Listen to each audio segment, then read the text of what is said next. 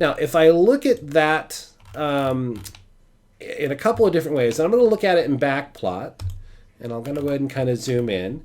In backplot, I'll leave my tool off for a second so we can see the whole of the entirety of the toolpath. Leave my tool off for a second. Leave rapids turned on.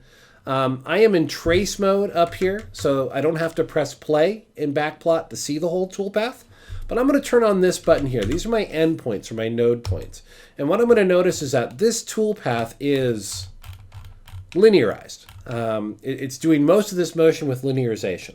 Now we've got an entire video on this part just about arc filtering.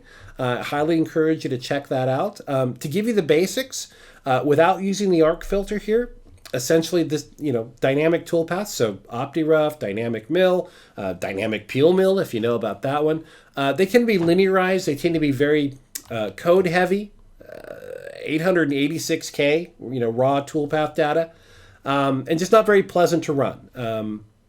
So what we're going to do is we're going to apply sort of my basic arc filter settings to this. And again, we've got a whole video kind of about talking about how all these work. Highly encourage you to check that out. But to give you the short story about it, I'm going to go ahead and turn on the arc filter. I'm going to allow arcs, and I'm just unchecking some stuff so I can check it again for you. I'm going to allow arcs in all three planes if my machine is happy using a G17, a G18, and a G19. So I'll check those three. Also go ahead and check any entry or exit motion to make sure any 3D arc is not linearized.